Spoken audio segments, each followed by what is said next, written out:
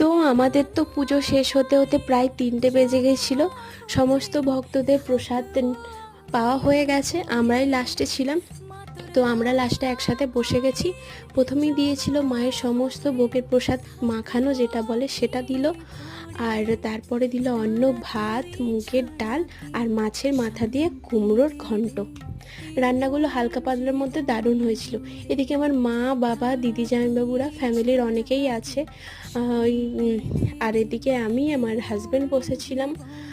আর তারপরে দিয়েছিল মাছের মাথা নয়, আলু ফুলকপি দিয়ে মাছের ঝোল, আর 2টো করে মাছ দিয়েছিল। আর হয়েছিল পায়েস, দই, মিষ্টি আর পেঁপের চাটনি। তোমরা কারা কারা ভোগ প্রসাদ খেতে ভালোবাসো আমাকে কিন্তু কমেন্ট করে জানিও, আমার খুব ভালো লাগে। তাই সবাই মিলে বলো জয় মা তারা।